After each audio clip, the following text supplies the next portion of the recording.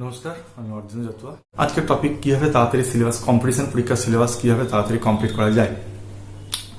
Syllabus complete করার আগে বলে রাখতে হবে, মাথায় রাখতে হবে, আমার মাথায় এটা রাখতে হবে যে পরীক্ষাটা কিসের পরীক্ষা হচ্ছে, কি কি সাবজেক্টের মধ্যে ইনক্লুড আছে, সেই সাবজেক্টগুলো কোন কোন চ্যাপ্টার পড়তে হবে, আগে এইটা সবসময় ক্লিয়ার রাখতে হবে। মাথার মধ্যে সবসময় হচ্ছে এই জিনিসটা থাকবে যে আমাকে কোন সাবজেক্টগুলো পড়তে হবে। আমি বোকার মতো 5-10টা বই কিনলাম আর কোনো বই কমপ্লিট করলাম না, ওইটা করলে কিন্তু আমাকে কিন্তু চাকরি করা সম্ভব নয়। আমি বারে বলছি কোনো বই খারাপ নয়, কিন্তু চাকরির ক্ষেত্রে পাস করতে গেলে আপনাকে অবশ্যই এটা মাথায় রাখতে হবে কি প্রতিটা সাবজেক্ট ওয়াইজে বই পড়াটা বেটার, তাহলে কি আপনার সুবিধা হবে। কিন্তু যদি আপনি কোনো পার্টিকুলার কোনো একটা লেখকের বই পড়েন, তো সেই লেখক কি করেন, সে সব কিছু কিন্তু তার মধ্যে দিতে পারে না। তো অনেক সময় কিছু কিছু কোশ্চেন হয়তো ওভারলুকড হয়ে যায় এবং সেটা হয়তো পরীক্ষায় পড়ে যায়। তো সেটা হয়তো আপনি কমপ্লিট করেননি বলে হয়তো অ্যান্সার দিতে পারলেন না, সেখানে হয়তো আপনার 1 কি 2 নম্বর চলে গেল, এই একটা ফ্যাক্টর থাকে। তো আমি সবসময় বলি কি যদি চাকরি যদি চেষ্টা সত্যিই করেন তাহলে অবশ্যই কিন্তু এটা মাথায় রাখুন, আপনি সাবজেক্ট ওরিয়েন্টেড বুকসগুলো পড়ুন, তাহলে কি হবে আপনার চাকরি পাওয়ার চান্স কিন্তু অনেকটাই হাই হয়ে যাবে। এটা কিন্তু আপনার ক্ষেত্রে একটা প্লাস পয়েন্ট।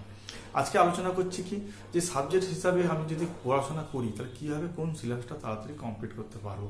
তো কমপ্লিট করার আগে মাথায় রাখতে হবে যে যখনই আমি কোনো চাকরির পরীক্ষা পড়ছি, তো পরীক্ষার মধ্যে কি কি থাকছে, হিস্ট্রি থাকছে, জিওগ্রাফি থাকছে, সায়েন্স থাকছে, কনস্টিটিউশন থাকছে, ইকোনমি থাকছে, ম্যাথ থাকছে, ইংলিশ থাকছে, কারেন্ট অ্যাফেয়ার্স থাকছে, আরো থাকে। এবার অনেকে কি করে একটা পার্টিকুলার বই তাও ঠিকঠাক পড়ে না, পরীক্ষা দিতে চলে যায়, দেওয়ার পর কি হচ্ছে আলটিমেটলি আর চান্স হচ্ছে না। তাহলে আমাকে মাথায় জানতে হবে সিলেবাস কিভাবে কমপ্লিট করতে হবে। যখনই আমি সিলেবাস কমপ্লিট করবো, আমি সাবজেক্ট ওরিয়েন্টেড হয়ে সিলেবাস কমপ্লিট করবো। কিভাবে করবো দেখুন, প্রথমে চলে আসছে হিস্ট্রি।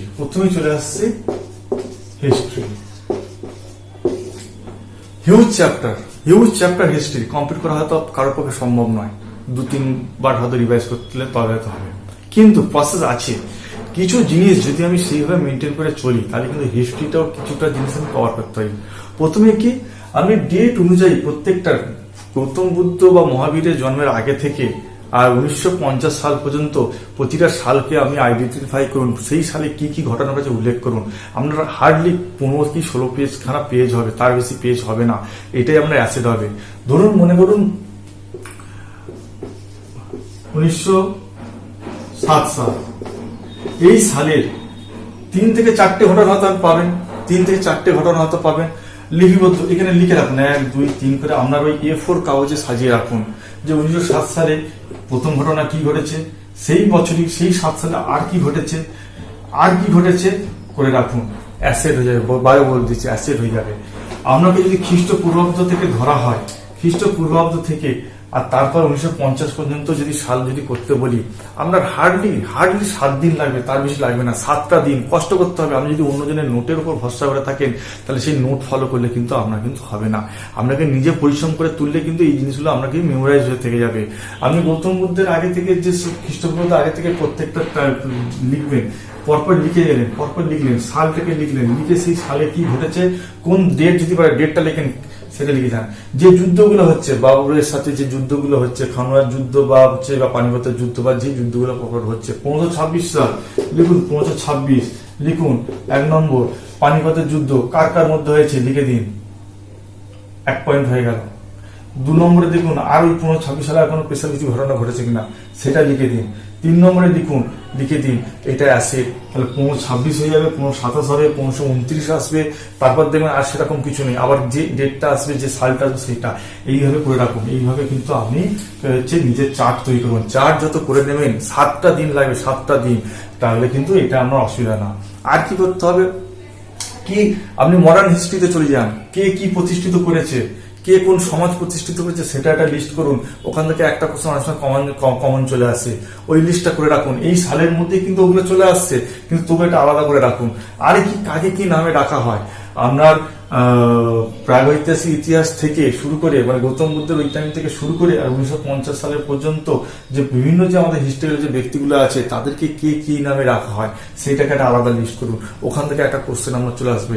হার্ডলি 7 দিন লাগবে এই ইতিহাসের টোটালটাকে কমপ্লিট করলে আপনার 7 দিন একটা অ্যাসেট হয়ে যাবে, যেটা অনেকেই করে না। এই জিনিসটা কিন্তু আমরা যে কোনো পরীক্ষার ক্ষেত্রে সে ডব্লিউবিসিএস হোক যে কোনো পরীক্ষার ক্ষেত্রে কিন্তু আপনার এটা অ্যাসেট হয়ে থাকবেন। আমি ইতিহাস কিন্তু এটা করতে পারেন।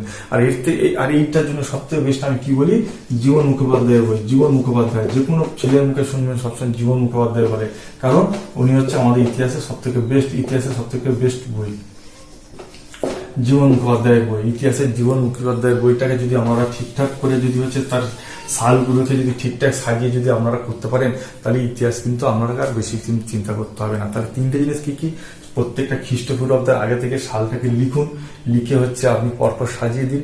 সাজিয়ে যদি আপনার মনে হয় কোনো অসুবিধা হচ্ছে, আমার টেলিগ্রাম গ্রুপ আছে, সেই গ্রুপে চলে আসতে পারেন, সেখানে আমাকে কমেন্ট করতে পারেন, সেখানে আমি আপনাকে রিপ্লাই দিয়ে দেবো যে কিভাবে করতে হবে।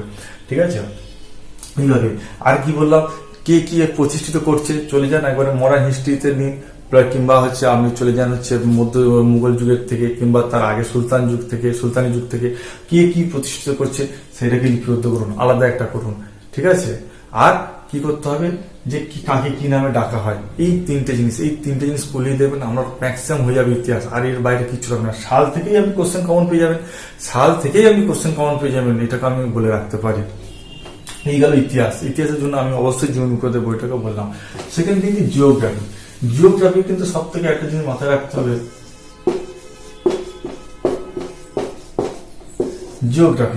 জিওগ্রাফিতে সব থেকে বলি 75% কিন্তু আমাকে ম্যাপ রিডিং করতে হবে। ম্যাপ রিডিং যদি করেন তাহলে জিওগ্রাফি গাধার মতো অত পড়ার দরকার হবে না। আমার ক্ষেত্রে আমি কিন্তু ম্যাপ রিডিংটাকে বেশি গুরুত্ব দিয়েছিলাম।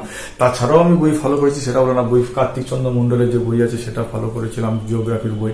আমি পার্টিকুলার কিন্তু এমন কোনো লেখকের বই ফলো করি যেখানে সব একসাথে দিয়ে দিয়েছে। আমি পার্টিকুলার প্রত্যেকটা কিন্তু আলাদা আলাদা সাবজেক্টে বই ফলো করেছি। তো এখানে কি বলো, এখানে আমি মনে করুন যদি ম্যাপ রিডিং করতে যান তাহলে সবথেকে সুবিধা হবে কি, মনে করুন এটা হচ্ছে এই রম্বসটা হচ্ছে আপনার হচ্ছে ইন্ডিয়ান ম্যাপ। ঠিক আছে, সাপোজ ধরুন এবার আমি এই 4টে জোনে ভাগ করে দেন। 4টে জোনে ভাগ মানে কি, ধরুন আমি যেভাবে খুশি জোন ভাগ করতে পারি। এটা উত্তর দিক হচ্ছে, উত্তর দিকে একটা জোন পেয়ে যাচ্ছে, উত্তর দিকে একটা জোন পেয়ে যাচ্ছেন। ঠিক আছে, দক্ষিণ দিকে একটা জোন পেয়ে যাচ্ছেন, পশ্চিম দিকে একটা জোন পেয়ে যাচ্ছেন, পূর্ব দিকে একটা জোন পেয়ে যাচ্ছেন, মধ্যভাগে আরেকটা জোন। তাহলে 5খানা। তাহলে কটা হচ্ছে 5খানা ভাগ। এবার আপনি যদি দেখেন উত্তরে যদি আমার জম্মু কাশ্মীর আছে, উত্তরাখণ্ড আছে, ঠিক আছে, এই রাজ্যগুলো যেগুলো আছে, এই রাজ্যগুলোতে মাটি, জনবসতি, ভূপ্রকৃতি কিরকম যদি নিজেকে একটা নোট করে নেন তাহলে খুব কি অসুবিধা হবে আপনার? নিজের মতো করে নিলেন যে এখানকার ওয়েদার এরকম, এখানকার এই যে জম্মু কাশ্মীর, উত্তরাখণ্ড, হিমাচল প্রদেশ এই সাইডগুলো যেগুলোতে আছে, ঠিক আছে, জম্মু কাশ্মীর এই সাইডগুলো আছে, তো এখানে ভূপ্রকৃতি কেমন একটা নোট করে রাখলেন। এখানকার সবথেকে বড় কি আমাদের উত্তরপ্রদেশ ভূপ্রকৃতির একটা বড় লম্বা লিস্ট আছে, যেটা ডিফেক্ট আমাদের হচ্ছে টোটাল ভারতবর্ষের উপর পড়ে। তো এখানে একটা নোট করে রাখলেন, করে কি করলেন, এইভাবে রাজ্য ভিত্তিকভাবে পড়াশোনা করলেন। ভূপ্রকৃতির একটা আলাদাভাবে ম্যাপ রিডিং ভাবে পড়লেন যে আপনার উত্তরের ভূপ্রকৃতির সাথে দক্ষিণের ভূপ্রকৃতি নিশ্চয়ই এক হবে না, পূর্বের সাথে নিশ্চয় পশ্চিমের এক হবে না, মধ্যের দিকে নিশ্চয়ই এক হবে না। তাহলে এটাকে নিজের মতো করে হচ্ছে ম্যাপ রিডিং, ম্যাপটাকে ঘরের এক জায়গায় ঝুলিয়ে রাখুন। যখন যে সাবজেক্টটা পড়বেন ম্যাপটাকে ফলো করবেন যে কোন রিজিয়নে কিভাবে আছে, কোন সবজি চাষ হচ্ছে।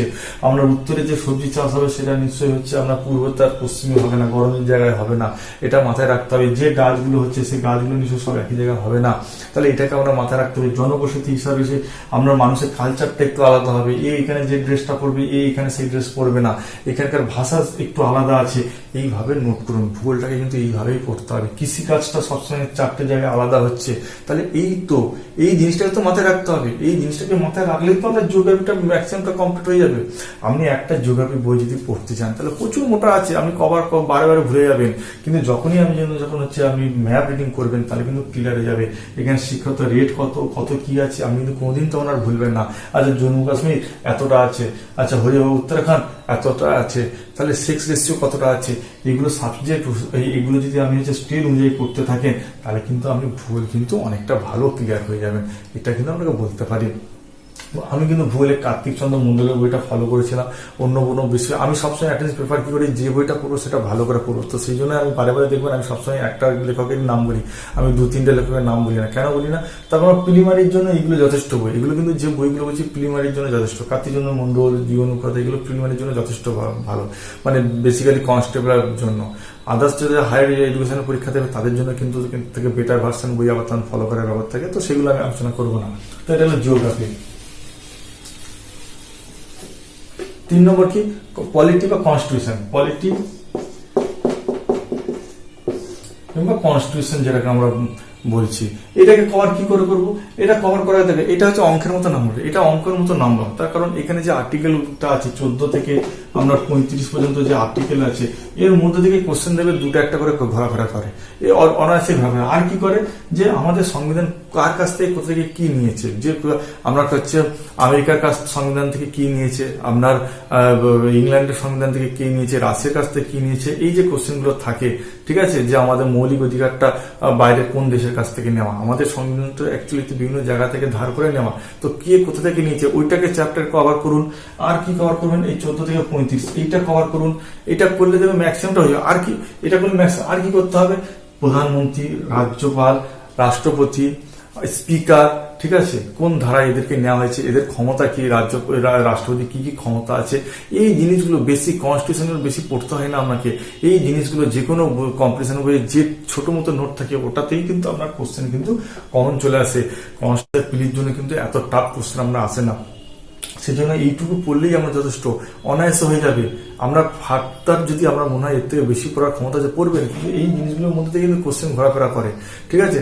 আপনার কোন যে আমাদের যে আর্টিকেলগুলো আছে কোন কোন ধারায় আছে সেইগুলোকে মুখস্থ করে নিতে হবে, ঠিক আছে, যে আমাদের কি কি আছে, আর রিসেন্ট ডেভেলপমেন্ট গুলো সেগুলো মাথায় রাখতে হবে, করলে অনায়াস হয়ে যাবে। পলিটির ক্ষেত্রে কিছু না, অঙ্কের মতো নাম্বার, এখান থেকে কিন্তু নম্বর ছাড়ে না, এটা +1 থাকে। নেক্সট কি? নেক্সট হচ্ছে ইকোনমিক্স। ইকোনমিক্সের ক্ষেত্রে কি আছে? ইকোনমিক্সের ক্ষেত্রে মাথায় রাখতে হবে কি, আমার পঞ্চবার্ষিক পরিকল্পনা আছে, সেটাকে ভালো করে পড়ুন। আমাদের এখন যেটা নীতি আয়োগ আছে, আগে তো আমাদের হচ্ছে 5-year প্ল্যান ছিল, তাহলে 5-year প্ল্যানে কি কি হয়েছে সেটাকে রাখুন। ওখান থেকে অনেক কোশ্চেন অনেক কমন চলে আসে, যে প্রথম পঞ্চবার্ষিক পরিকল্পনা থেকে আমাদের সরকারে কি নীতি নিয়েছিল, সেকেন্ডটা কি ছিল, রোলিং প্ল্যান কবে হয়েছিল, এটার সাথে কি করতে হবে, যে স্টেট ব্যাংকগুলো আছে, যে ন্যাশনালাইজ ব্যাংকগুলো আছে, কত সালে প্রতিষ্ঠিত হয়েছে, সেই জিনিসগুলোকে মাথায় রাখতে হবে। নাবার্ড কত সালে প্রতিষ্ঠিত, সেবি কত সালে প্রতিষ্ঠিত, এই জিনিসগুলো মাথায় রাখতে হবে। এখানে ইকোনমিক্স সবাই কাঁচা আছে, ইকোনমিক্স সবাই পড়তে পারে না, ঠিক আছে, কিন্তু কি পড়তে পারে, আমি তো পঞ্চবার্ষিক পরিকল্পনা, এখানে তো সেরকম ভাবে বোঝার কিছু নেই, মুখস্থ ব্যাপার আছে। যে রোলিং প্ল্যানটা কেন বন্ধ হয়েছিল, যে কোশ্চেন কমন আসতে পারে, যে রোলিং প্ল্যানটা কেন চালু হয়েছিল বা বন্ধ হয়েছিল, এরকম, ঠিক আছে, এই জিনিসগুলো মাথায় রাখতে হবে। যে হচ্ছে পঞ্চবার্ষিক পরিকল্পনার সময় হচ্ছে প্রাইম মিনিস্টার কি ছিল, বা কোন প্রাইম মিনিস্টারে আমাদের পঞ্চবার্ষিক পরিকল্পনা চালু হয়েছিল, অনায়াস হয়ে যাবে, কিচ্ছু নেই।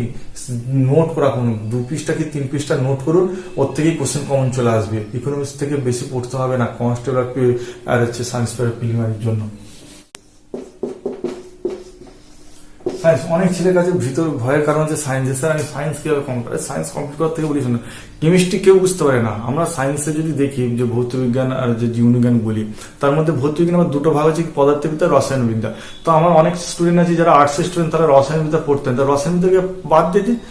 আপনার যদি মুখস্থ করতে না পারেন, বুঝতে যদি না পারেন, তাহলে রসায়নবিদ্যাটাকে বাদ দিন, কিন্তু ফিজিক্সটা যেটা পদার্থবিদ্যা আছে সেটা তো বুঝতে পারেন। আমি কার্য, জুল, সরণ আছে, এইগুলো তো বুঝতে পারবেন।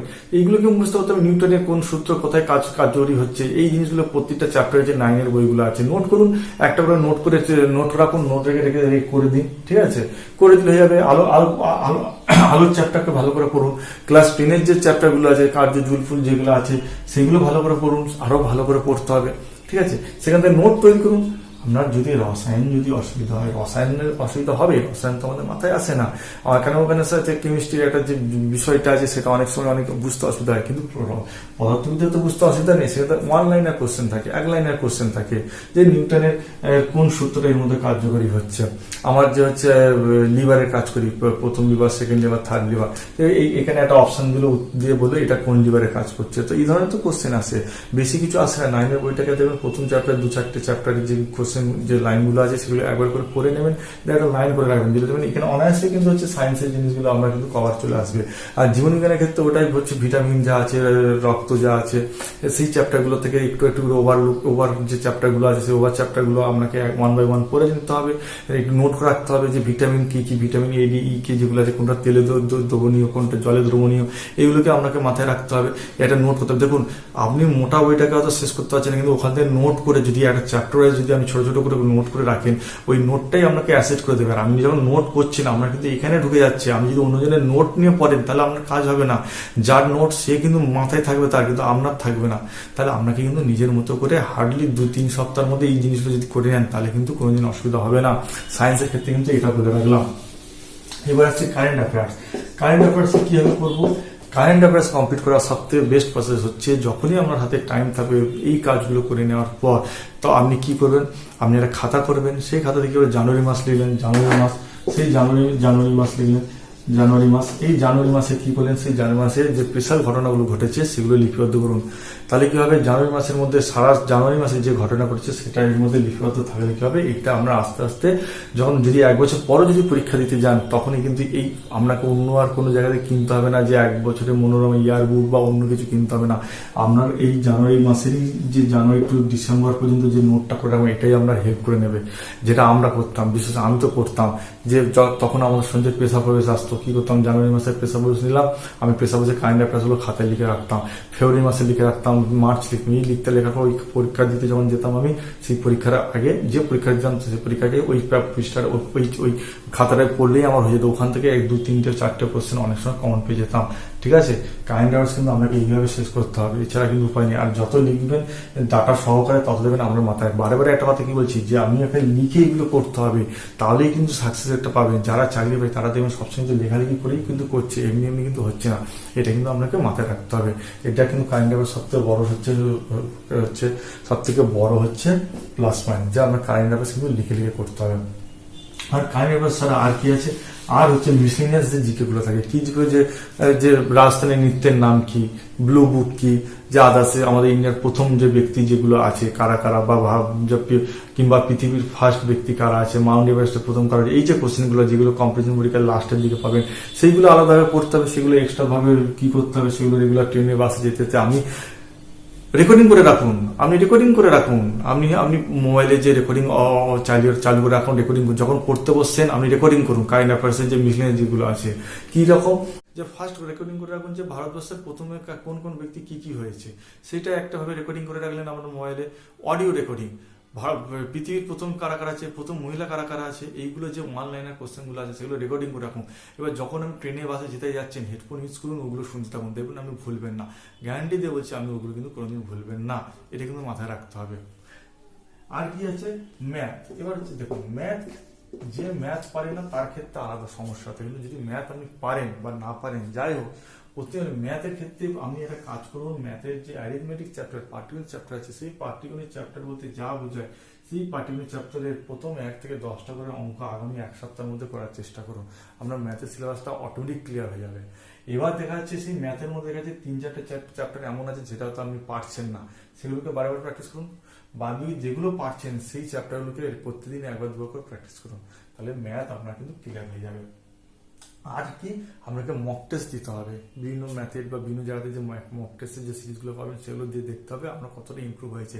কিন্তু প্রথমে বলে রাখি, ম্যাথ কিন্তু সবসময় মাথায় রাখতে হবে, আপনাকে প্রতিটা চ্যাপ্টারে 10টা করে অঙ্ক করবেন, পরের চ্যাপ্টারে একটা টার্গেট করে নিন, যে মনে করুন 20খানা চ্যাপ্টার আছে ম্যাথে, 20খানা যদি চ্যাপ্টার থাকে তাহলে 20টা দিন টার্গেট করুন যে প্রত্যেক দিন আমি এই সাবজেক্টে 10টা করে ম্যাথ করব, করে দেখুন হয়ে যাবে। আমি ছোটবেলায় ম্যাথ পারিনি বলে এখন ম্যাথ পারবেন না তার কোনো মানে নেই, আমি চেষ্টা করলে সবই পাবেন। ম্যাথের সিলেবাস কিন্তু এইভাবেই আপনাকে কভার করতে হবে। এবার ডেপথে ম্যাথ করে প্র্যাকটিস করার পর তারপর আপনি শর্টকাট মেথডটাকে অ্যাপ্লাই করবেন, আগে থেকে কিন্তু শর্টকাট মেথড শিখলে কিন্তু মুশকিল আছে, ঠিক আছে, এটা মাথায় রাখতে হবে।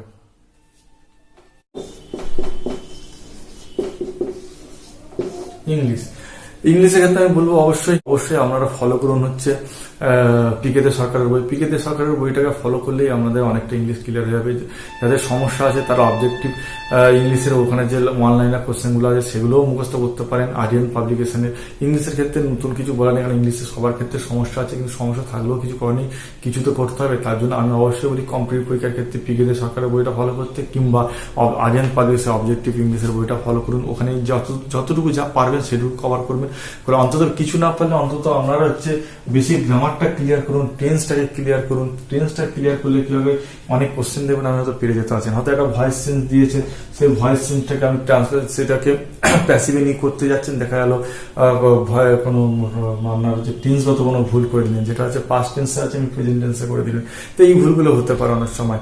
আর বিশেষ করে হচ্ছে আপনার এটা এই ইংলিশটা যেহেতু আমি বলছি আপনার মেনের ক্ষেত্রে কাজে লাগবে, তো সেখানে আপনাকে বেসিক গ্রামার যেটা আছে, গ্রামাটিক্যাল যেগুলো সেগুলো কিন্তু ভালো করে শিখতে হবে। সেই জন্য আমি অবশ্যই বলবো পিকে দে সরকার বইটা ফলো করুন। এইগুলো টোটালটাই যা আছে এগুলো, এর বাইরে আর কিছু নেই। এবার যদি আপনার মনে হয় যে এর বাইরে কিছু জানার ইচ্ছা আছে, তো আমার টেলিগ্রাম গ্রুপ আছে, সেই টেলিগ্রামে অ্যাড হয়ে সেখানে আমাকে প্রশ্ন করতে পারেন। তো সেখানে আমি আপনাদের টাইম টু টাইম অ্যান্সার দেবো। এবং তাছাড়া ওখানে আমি টাইম টু প্রত্যেকটা উইকলি হচ্ছে আমি বিভিন্ন কাজ দিই, তো সেই কাজগুলো তো আপনারা করতে পারেন। ভালো থাকবেন, সুস্থ থাকুন, ধন্যবাদ।